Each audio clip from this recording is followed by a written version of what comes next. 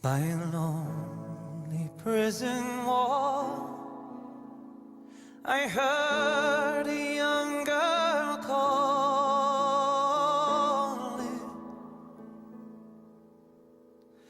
Michael, they are taking you away, for you stole Trevelyan's car, so the young might see them more. Now a prison ship lies waiting in the bay, by a lonely harbor wall. I heard a young man calling,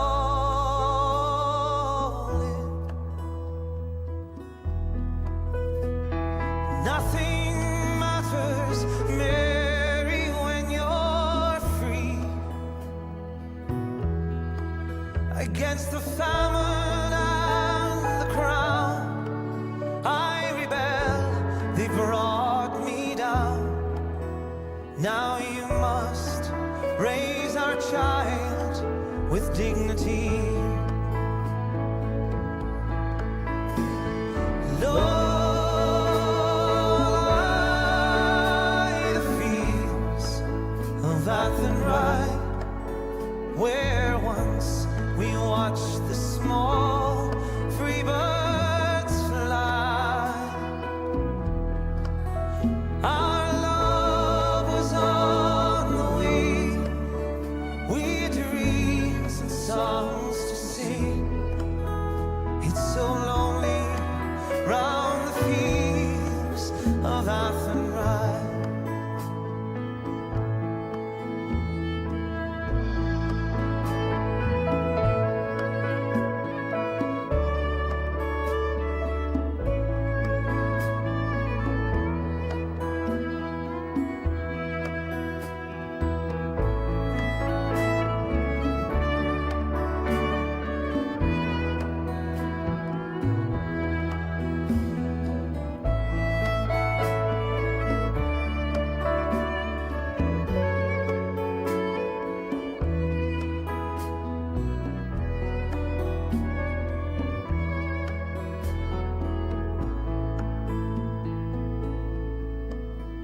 By a lonely harbor wall, she watched the last star falling, as the prison ship sailed out against the sky. For she lived.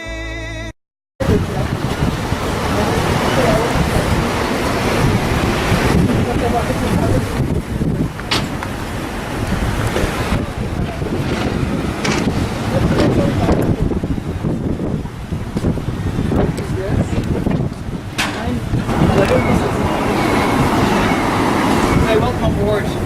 Now the first thing that I want to do is to tell you a bit about the ship we're on, okay, because it is a replica of the original. And this one was built in southwest of Ireland, County Kerry, a little small town called Bennerfield, which is not far from the ship. So that's this one. The original Peter Johnston was built in the year 1846 of the fatal famine. So like other ship owners, cargo and was an emigrant ship. She would make a total of 16 emigrant voyages between 1848 and 1855, mainly to Quebec, apart from one voyage to New York and Baltimore in 1849, and then in 1852 an unannounced visit to St. Andrews, New Brunswick, because of bad weather conditions. Depending on weather conditions in the North Atlantic, the average voyage was between 4 and 6 weeks. We know that the fastest voyage was 27 days, and the longest was 74 days. She was carrying anything from 142 people on one voyage, upwards to 254 on another, and also a crew of 17.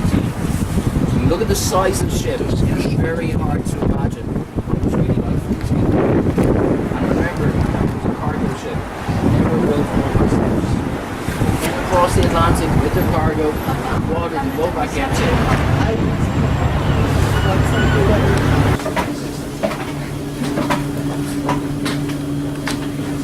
modern regulations. What I mean by that is the ship wouldn't be allowed to sail without them. So, it's got to have an engine for emergencies. And a lot of the lower deck on this is machinery. On the original, it would have been used for cargo, or for foodstuffs they carried. There would have been some bunks as well down there for passengers. No steel doors like these. We'll try and imagine this deck open most of the way through. You'd have the captain's cabin at the back. The captain's cabin was just a cabin. We're used to seeing this big great room like Jack Sparrow had on the Jack Sparrow and then most of the crew then would have been up in the forward end, hot bunking, or taking turns and sleeping. We also have some cabins through here for engineers, bosuns. They didn't exist on the original either. And plus, all of the single bunks you see on board, these are trainees' bunks when this ship sails. On the original ship, the bunks were temporary, pieces of wood. And when they got there, they took them out, so they had more space coming back. They would be very similar to these two here in the corner. So if you imagine them like this, running right through the ship along each side, okay? In these two, we're representing 10 people, because that is how cramped conditions were. It's the way a lot of families would have slept on an emigrant ship. Anyone that travelled alone shared with complete strangers. We do know that a lot of families travelled on board. One of the largest was in 1851, and there was a man called James Stack with his 11 sons. He had lost everything in the previous year, including his wife. He had been evicted from his land, ended up living at the side of a field. So of course you think, how did he afford to travel? When the ship owner, Nick Donovan, heard what happened to that family, he assisted their passage. Yes, this was a business for him, but he did care. A very well-known man in Tralee, he had a huge business. You tell a Dublin man you don't like Guinness. It's okay, I don't like it either. Don't tell him. Murphy's is similar, based in Cork, and the master brewer's named James Murphy. His sister Catherine married the ship owner, and they did use some of their wealth with famine relief in Tralee. Being well known, he's going to want to have a good reputation, get everyone there safely, because if people die on board, word will come back. So what he does is, he hires a very good captain, and very rare for an emigrant ship, a very good doctor. They would work so well together, there was no outbreaks of any deadly diseases on board. Now what did they do so differently? Okay, I'm not going to go through a big long list of rules and regulations with you. We'll be here all day about British ships carrying passengers to North America. Two very simple things. On a lot of emigrant ships, passengers were kept below most of the time, and they were lucky if they got a half an hour every so often to go up on deck. They were just containing disease that was going to spread even quicker. It was very important every day if possible, they would allow them on deck for fresh air, exercise, even natural light.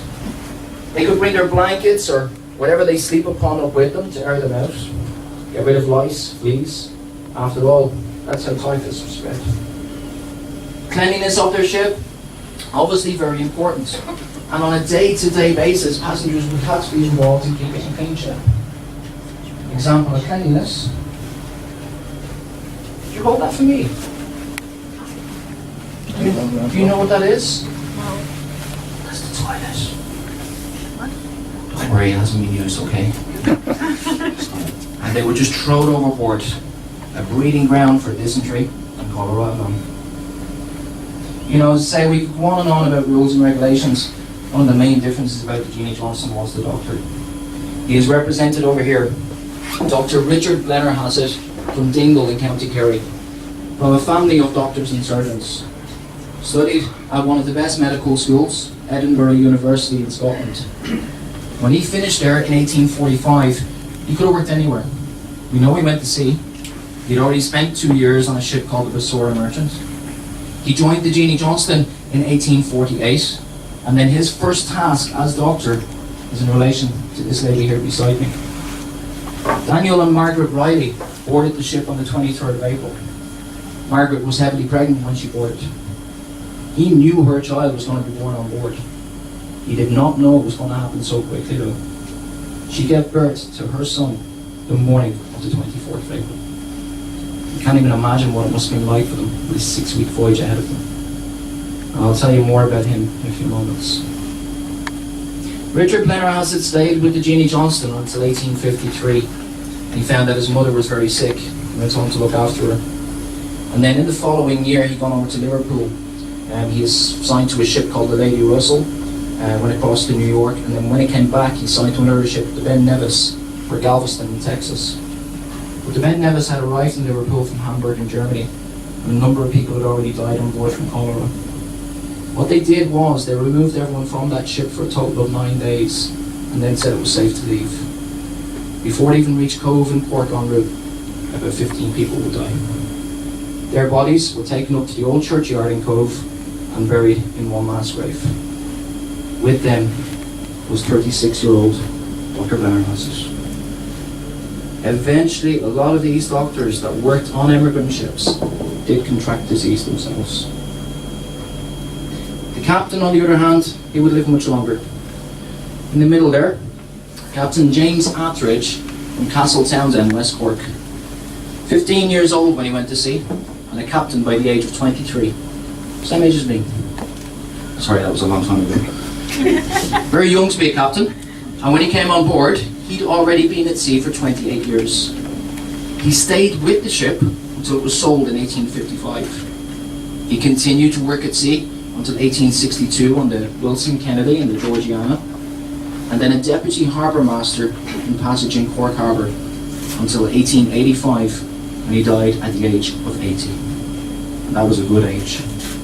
He is buried down in West Cork, where some of his descendants still live today. These two men, Nick Donovan for hiring them, and of course their crew, saved 2,500 lives over those 16 voyages. So we can say that this ship is a memorial to them as it is to the victims of the Famine. Now, are we all okay so far? Yeah? Okay. We have any, isn't it? Have you ever been to Canada? No? Do you know how big Canada is? Let's ask the Canadians over here. 35 million? How big is your country? Even bigger. There you go. Don't worry. It's the same answer I get every time I ask that question. How big is your country? It's bigger than America. They're going to make it across the Atlantic safely. What's going to happen when they get there? They've got to find somewhere to live. They've also got to find work. We can name so many different types of work. You know, domestic servants, factories, agriculture, farming, the lumber trade, especially in Canada. A lot of construction, building bridges, roads, canals, railroads especially. We could keep going. They're not all going to find work immediately. They might not find it in one place. They've got to go somewhere else. The problem with that was the further away they go, the more difficult it got for their family members to find them. So there was a huge amount of separation. You also had the issue of people's names. Names being written down whatever way they sounded, sometimes changed completely. On passenger lists, registration on arrival, even census records through the years. And that made it even more difficult. Introduced their missing friends section in 1831. It ran for about 90 years. Thousands of records. And we've got a couple of them. In the year 1853, this lady down here, Ellen Mahoney, will travel on board with her 2 children. Her husband Dennis also travels on the ship. We'll listen to the ad from July 2nd, 1853. Information is wanted of Dennis Mahoney, native of Behanuff, who sailed from Tralee 3 years last April on the ship Jeanie Johnston. When last heard from, he worked in Pleasant Valley, Nicholas County, Kentucky. Any account of him will be thankfully received by his wife and 2 children. Direct to Ellen Mahoney and Cara W.M. Garris, corner of Genesee and Clinton Street, Syracuse, New York. For a start, Syracuse is a long way from Kentucky. And yes, they both traveled on board, but 3 years apart. We do not know if she ever found her husband. Then, in April 1854, there was a man called Morris Prendergast on board. And then the second voyage of that year in August, his sister Mary, over in the corner there, also travels on board. And the Prendergast family had been leaving, going back to early 1800s. We know that most of them ended up in Boston. Maybe before he left, he said to his sister, "Don't worry, we will see each other again in a few weeks' time." That wasn't going to be the case. Because on the 24th of March 1855, he too placed a similar ad in the same newspaper looking for his sister. We don't know what happened. And that's the thing you see. Nobody died on board. They got them to their destination. His name was O'Reilly, but then it was recorded on board as Ryle. And people were always asking, you know, what happened to that child? Where did he end up? We didn't really know an awful lot. We started looking into it, looking on census records for Nicholas Johnston Ryle. We couldn't find him. So it was all about variations of name. And then eventually I found him on the 1850 census of Hendricks County in Indiana. Nicholas Johnston Riley.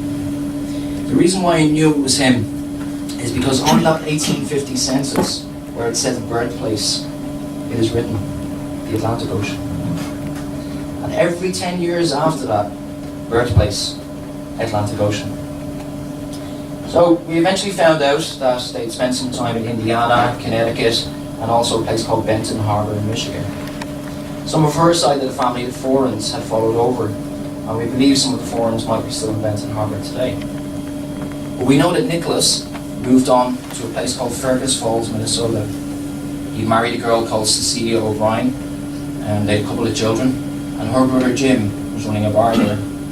He worked for him for a while, and then eventually he opened his own bar in Minneapolis. And that's where he remained until he died in 1904. A while back, his story was complete for us. His great-grandson, John O'Reilly, was here on this ship with 8 members of his family. You can only imagine how emotional it was for them. And they were a lovely family, we had great fun with them. I had to make sure, we knew they were coming because they phoned ahead and said we're on the way, but I had to make sure that I knew his proper name. Because it wasn't just Nicholas Johnston Riley. His name was actually Nicholas James Richard Thomas John Michael Edward Alexander Archibald Arthur Hugh William Cornelius Gabriel Samuel Robert Carl John Johnston Riley. After the entire crew of their voyage. And I've seen that name written down in old family diaries. There is no way they're writing it on the US Census. When they were here, it was a bit strange. Because sitting down there beside Margaret was her great-great-great-granddaughter, heavily pregnant. I was terrified. What am I going to do if history repeats itself? But she said to me, she said, Paul, don't worry. If this happens, I will name my son after you. There we go. He never recovered from emigration. Yet we can look around the world today and say that over 70 million people on paper can claim Irish descent. We didn't populate the world. We did try though. As long as all of you guys don't decide to come back at the same time now, we'll be okay. Now folks, I'm just going to stop for a few moments. Okay? What was happening was, you see, because they were waiting, they were running out of food. I'll say that they would actually fire cannons if ships tried to escape.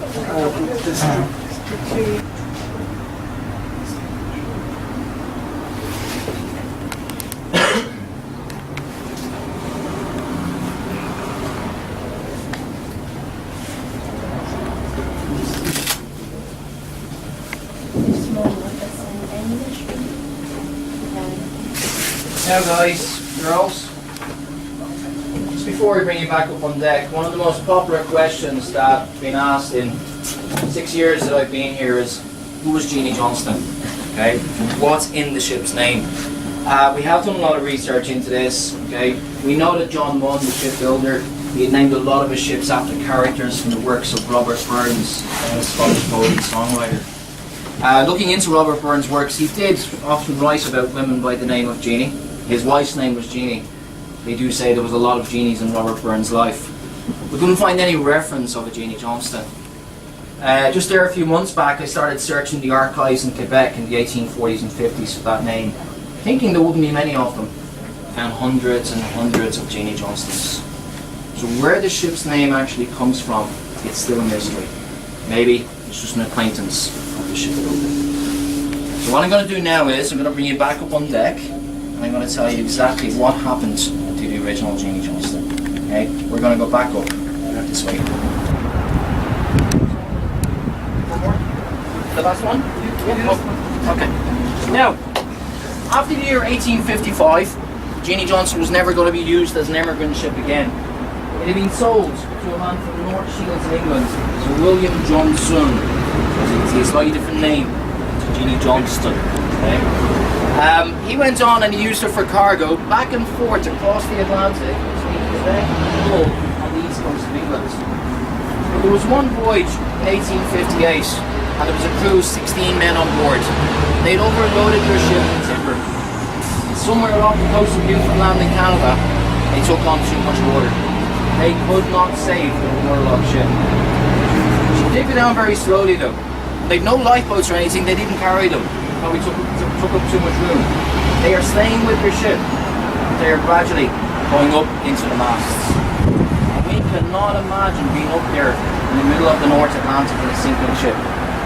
But I can tell you, they were up there for 9 days. And then they saw the Sophie Elizabeth en route from Amsterdam to New York. They saw their distress and rescued all 16 crew. Lloyd's List records the Jeannie Johnston sinking the 31st of October 1858. No lives lost. She kept a perfect record even when she sank to the bottom of the Atlantic. Now I hope you enjoyed our story.